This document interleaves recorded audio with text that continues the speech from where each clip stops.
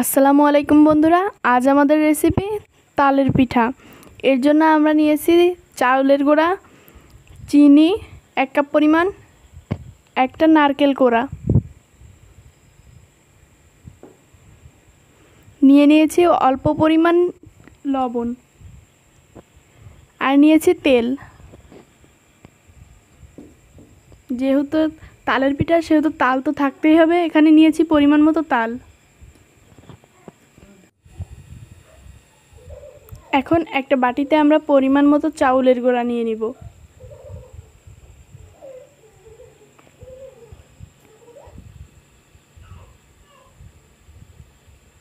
এর ভেতর দিয়ে দেব স্বাদ মতো লবণ।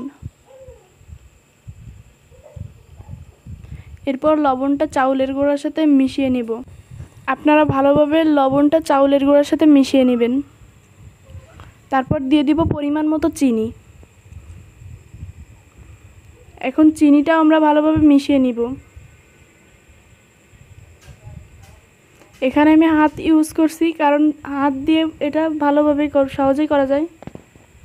এখন নিয়ে নিচ্ছি পরিমাণ মতো নারকেল কোড়া। নারকেল কোড়াটাও এর সাথে মিশিয়ে নিব।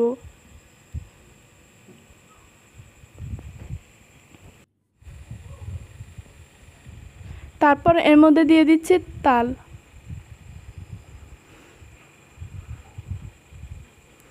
তারপর এর ব্যাটারটা আমি তৈরি করে নিয়েছি। এটা এখন কিছুক্ষণের জন্য ঢেকে রাখতে হবে।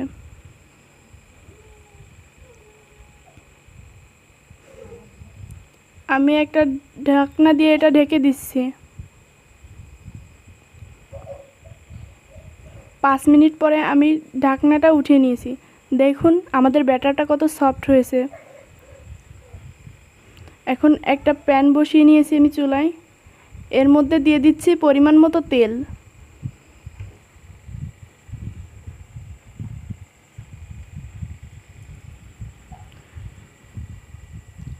তেলটা একটু গরম হলেই আমি তালের ব্যাটারটা এর ভিতরে ছোট ছোট আকারে দিয়ে দিব।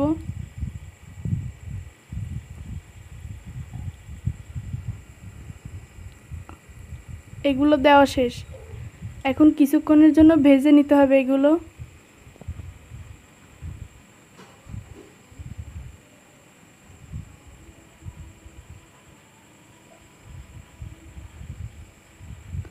আমি এটা উল্টে দিয়েছি।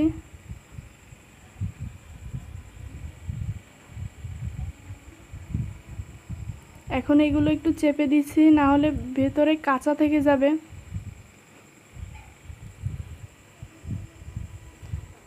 এগুলো এখন কিছুক্ষণের জন্য একটু উল্টে পাল্টে ভেজে নিচ্ছি। এগুলো ভাজা শেষ।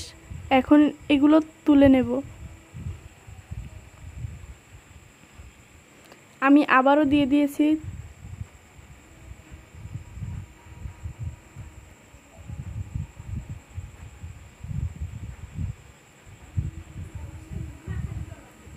এগুলো দেখুন, ঠিক এভাবে ভাজবেন আপনারা।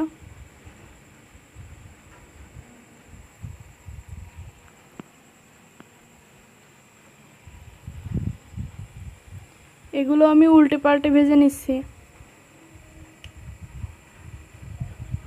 দেখুন এর কালারটা কত সুন্দর।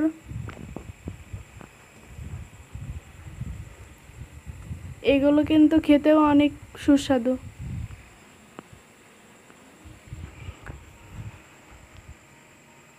আমাদের তালপিঠা বানানো শেষ। আল্লাহ হাফেজ।